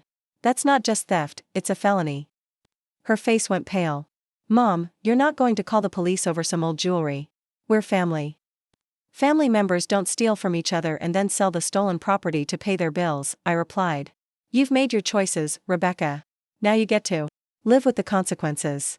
I waited until she'd put the box down and moved away from my car before I approached it. I put the box in my trunk without looking at its contents and drove away without another word, leaving her standing in the parking lot with whatever explanation she wanted to give herself about why her manipulation attempt had failed. That evening, I called Patricia and reported what Rebecca had told me about selling my jewelry. Patricia's response was immediate and decisive. "That changes everything," she said. "Theft is one thing, but selling stolen property is a separate crime that carries additional penalties. We need to document this conversation and add it to the evidence file. If you decide to pursue charges, this admission will significantly strengthen your case." I spent that evening going through the box Rebecca had returned, checking the items against my mental inventory of what was missing.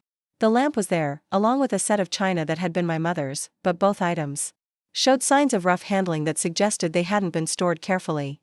The lamp had a small chip in the base, and several of the china pieces had scratches that hadn't been there before. The carelessness with which they'd treated my family heirlooms was almost as hurtful as the theft itself. These weren't just valuable objects to me, they were connections to people I'd loved and lost, tangible reminders of my mother's hospitality and my grandmother's elegance. The fact that my children had treated them as disposable commodities to be sold or stored carelessly showed how little they understood or valued the things that mattered to me. I documented the damage with photographs and notes, adding them to the growing file of evidence I was accumulating. If this ended up in court, I wanted to be able to demonstrate not just the financial cost of their actions, but the emotional damage they'd caused by treating my most precious possessions as worthless objects they could dispose of at will. The fourth week brought desperation.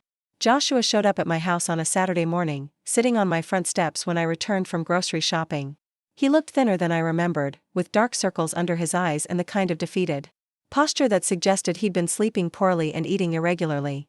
"Mom," he said as I got out of my car, "please let me explain what really happened. None of this was my idea, and I never wanted to hurt you." I considered driving away and coming back later, but something about his appearance made me hesitate. He looked genuinely distressed rather than manipulative, and for a moment I saw the little boy who used to wait for me on these same steps when he came home from school. "You have 5 minutes," I said, not moving toward the house.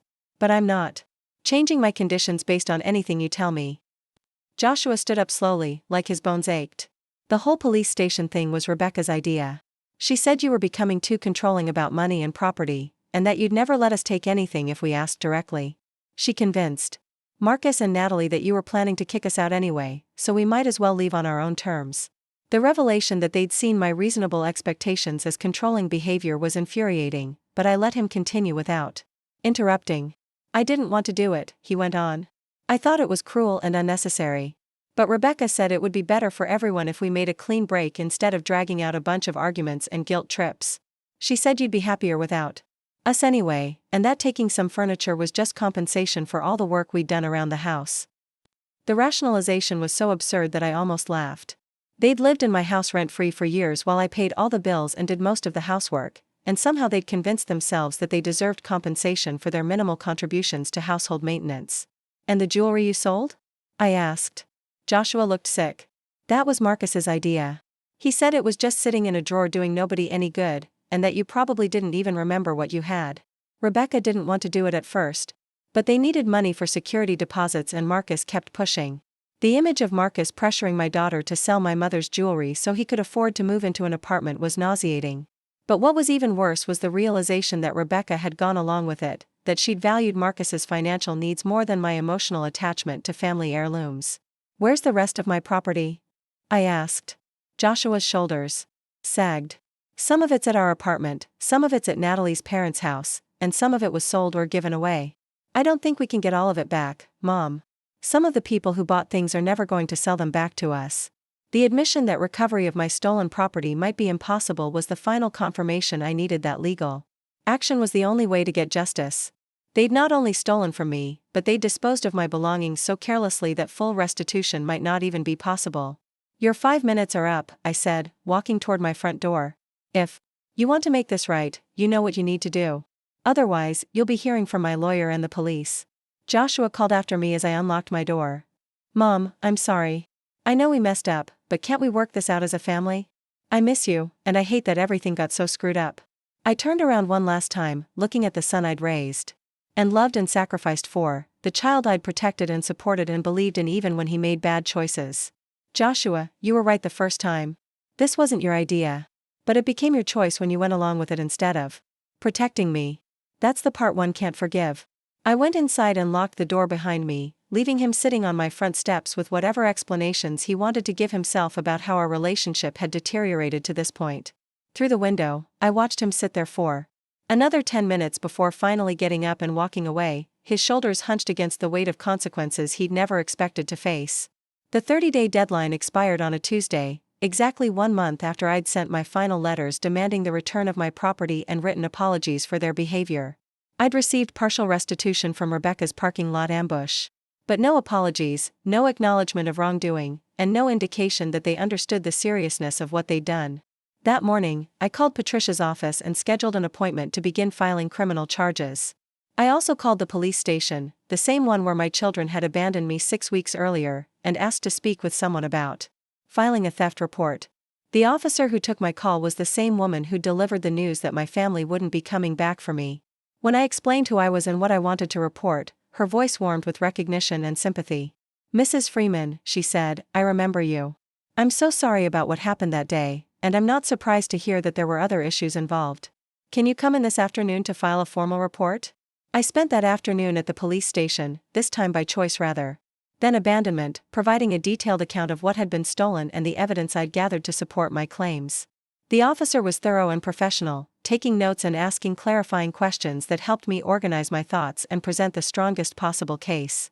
"Based on what you've told me and the evidence you've provided," she said when we'd finished, "this looks like a clear case of felony theft with possible conspiracy charges. The coordination and premeditation you've described, along with the substantial value of the items involved, makes this a serious crime regardless of the family relationships involved. She explained that the investigation would take several weeks as they gathered additional evidence and interviewed witnesses. Mrs. Patterson would need to provide an official statement about what she'd observed, and they'd need to verify the ownership and value of the stolen items through receipts, insurance records, and appraisals. We'll also need to locate and interview your children, she continued. They'll have the opportunity to return the stolen property and cooperate with the investigation, which could influence how the charges are filed and prosecuted. I left the police station feeling like I'd finally taken control of a situation that had been controlling me for far too long. My children had made their choices, and now they would face the consequences of those choices through the legal system rather than through family negotiations that they could manipulate and control. That evening, Patricia called to let me know that she'd received a frantic voicemail from a lawyer representing Rebecca and Marcus. Apparently, word of the police investigation had reached them faster than expected, and they were now interested in discussing settlement options that might avoid criminal charges. It sounds like they're finally taking this seriously, Patricia said. Their lawyer wants to schedule a meeting to discuss full restitution and potential plea arrangements. Are you interested in hearing what they have to offer? I thought about it for several minutes, weighing the satisfaction of seeing them face trial against the possibility of recovering my property and getting the acknowledgement I demanded from the beginning. Schedule the meeting, I said finally. But make it clear that my conditions haven't changed. Full restitution, written apologies acknowledging what they did, and an agreement that they won't contest my will or attempt to contact me without permission. If they're not prepared to meet all of those conditions, then we'll see them in court. 2 days later, I found myself sitting across a conference table from my children for the first time since the morning they'd abandoned me at the police station. Rebecca looked older and more haggard than I remembered, with the kind of stress lines around her eyes that suggested she'd been sleeping poorly and worrying constantly. Joshua seemed smaller somehow, hunched in his chair like he was trying to disappear. Marcus sat beside Rebecca wearing a suit that looked like it had been borrowed for the occasion, his usual casual confidence replaced by nervous energy. Their lawyer, a tired-looking man in his 50s who specialized in criminal defense, spread papers across the table and began explaining their proposal. They were prepared to return all remaining stolen property, pay restitution for items that had been sold or damaged, and provide written statements acknowledging their actions. In exchange, they wanted me to agree not to pursue criminal charges and to consider restoring them to my will. My clients recognize that they made serious errors in judgment, the lawyer said carefully, and they're prepared to make full restitution for any harm caused by their actions. They're hoping that we can resolve this matter within the family rather than through the criminal justice system. I listened to the entire proposal without speaking, watching my children's faces as their lawyer outlined what they were willing to do to avoid prosecution. They looked scared and ashamed, which was more accountability than I'd seen from them in years. But they also looked resentful, like they were being forced to apologize for behavior they still didn't think was wrong. When the lawyer finished, I turned to Patricia. What's the monetary value of what they're offering? Patricia consulted her notes. Based on the inventory you provided and the current market value of comparable items, full restitution would be approximately $12,000. That includes the items they've already returned, the cash value of sold items, and compensation for damage to recovered property. I looked across the table at my children, these adults I'd raised and loved and sacrificed for, who were now offering to pay me $12,000 to avoid facing the consequences of stealing from me. The money would be useful, but it wasn't what I really wanted from them. I want to hear the apologies first, I said. Before we discuss anything else, I want each of you to explain what you did wrong and why you did it. The silence that followed was uncomfortable and revealing. Rebecca looked at her lawyer like she was hoping he'd object to my request. Joshua stared at the table like he was trying to find the right words. Marcus opened his mouth to speak, then closed it again when Rebecca shot him a warning look. Finally, Rebecca cleared her throat and began speaking in the flat, rehearsed tone of someone reciting a prepared statement. Mom, I'm sorry for taking your property without permission and for any pain our actions may have caused you. We never intended to hurt you, and we regret that our behavior has damaged our family relationships. The non-apology was so obviously scripted and insincere that I felt angry all over again. She wasn't acknowledging what she'd done wrong or taking responsibility for her choices. She was performing remorse to avoid consequences, which was exactly what she'd been doing our entire relationship. That's not an apology, I said quietly. That's a legal statement designed to minimize your liability while appearing to take responsibility. I want you to tell me, in your own words, what you did to me and why it was wrong. Rebecca's mask slipped, and for a moment I saw the fury she was trying to hide. Fine. We took some furniture and household items when we moved out because we thought we had a right to them after living in your house for so long.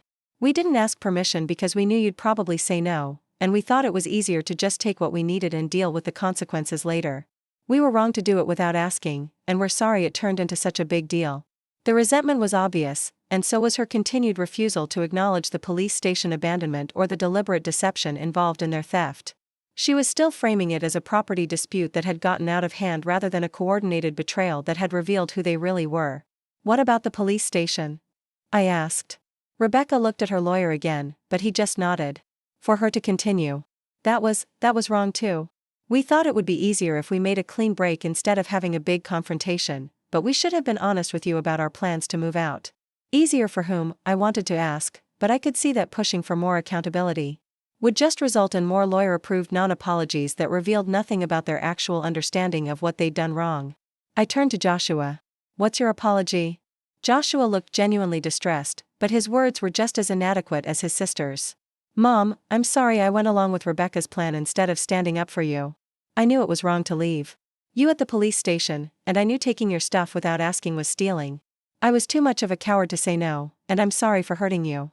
At least Joshua acknowledged that he'd known their actions were wrong, which was more honesty than I'd gotten from Rebecca. But it was still fundamentally an excuse rather than an apology.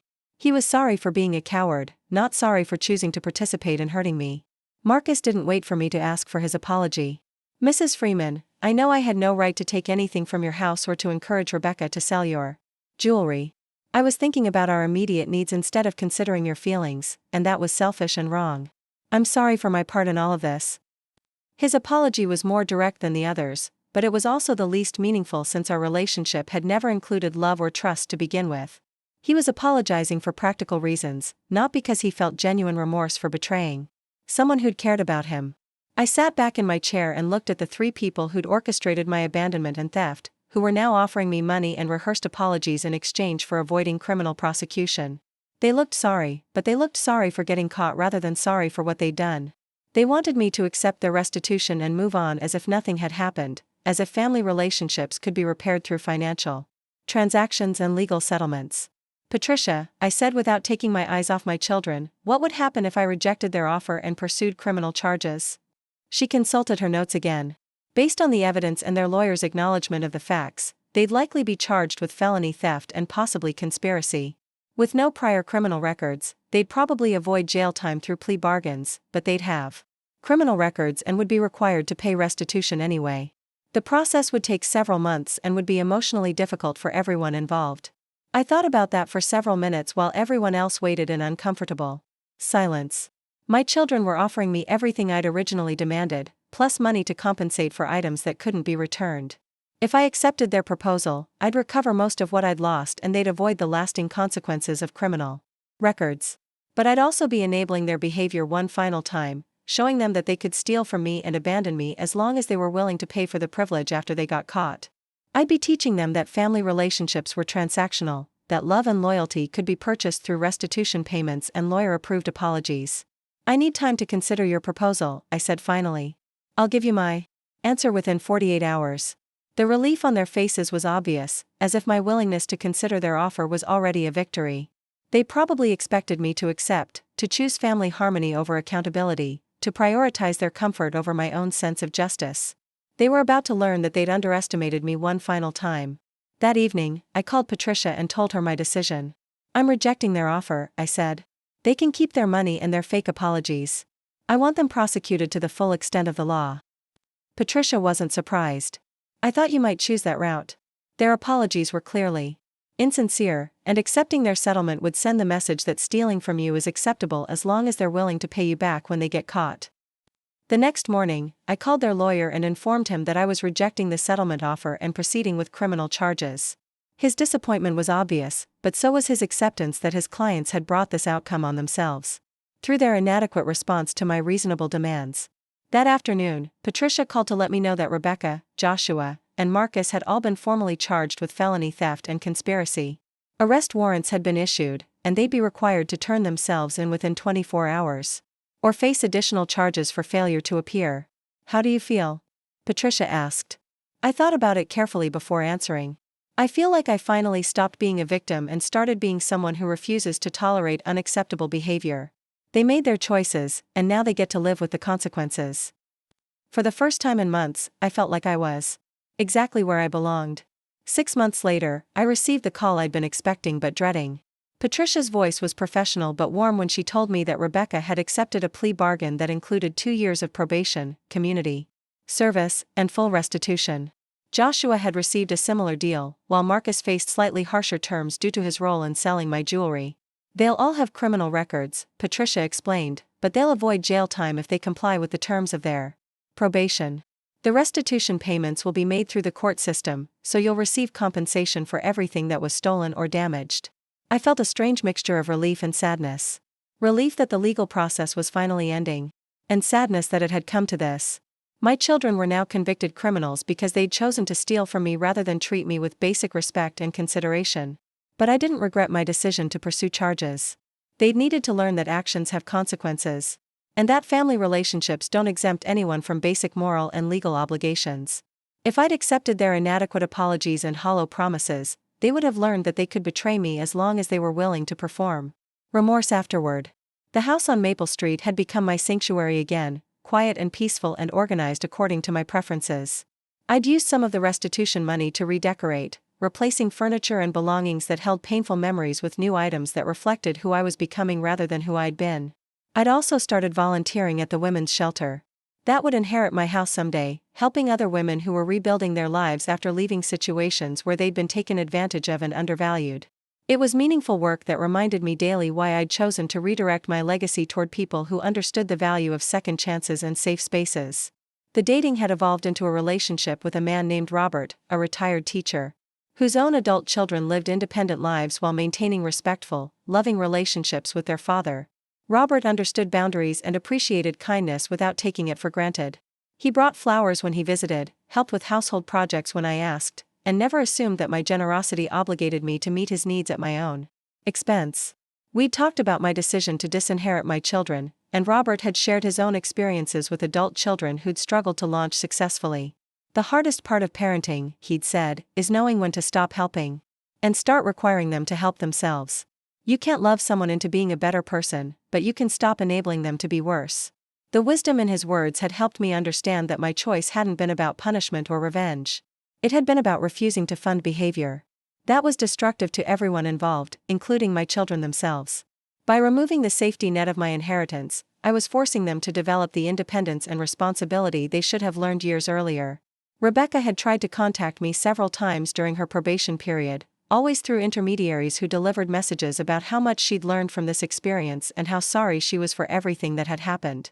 But her messages never included specific acknowledgments of what she'd done wrong or concrete changes she was making in her life. They were always variations on the theme that she'd grown as a person and hoped we could rebuild our relationship. Joshua's attempts at contact were more direct but equally unsatisfying. He'd sent birthday cards and holiday cards with handwritten notes about missing our family traditions and hoping we could find a way to heal together. But he never addressed the fundamental issues that had led to our estrangement, instead treating the whole situation like a misunderstanding that could be resolved through persistence and good intentions. Marcus, surprisingly, had been the most honest in his single attempt to contact me.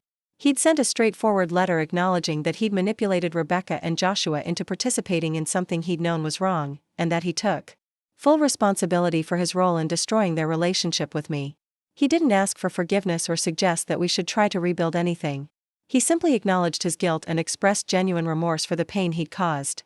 I'd appreciated his honesty, even as I recognized that it came too late to change anything.